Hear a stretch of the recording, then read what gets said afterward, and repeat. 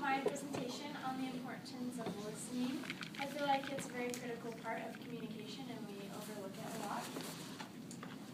So listening is the least developed skill in communications, and a lot of people believe that they are adequate listeners and they don't really make it a priority to develop that skill. However, we're all inadequate listeners and we should always strive to be improving that skill. There are 4 basic functions of listening.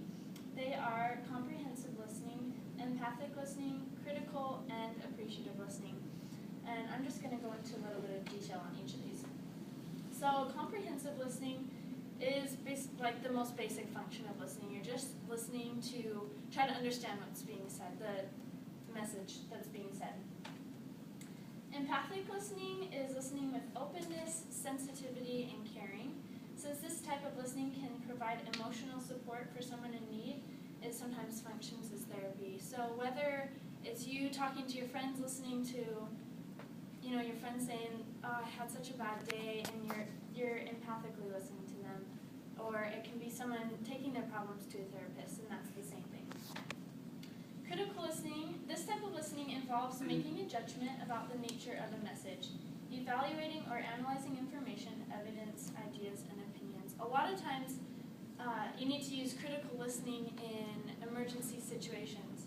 My uncle flies Life Flight for New Mexico, and he was telling me that he gets a call and they tell him where the accident is, and he has to listen very critically, and he has to know what the weather conditions are and if he's going to make it in time, and then he'll judge whether he's going to go to that scene of the crime, or not crime, but accident, whether or not the conditions are okay. So he has to critically listen.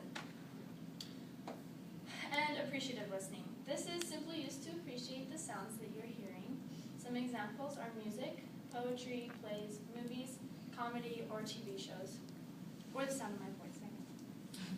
And then there are also some barriers associated with listening. These include boredom and daydreaming, overconfidence and laziness, apprehension, and defensiveness.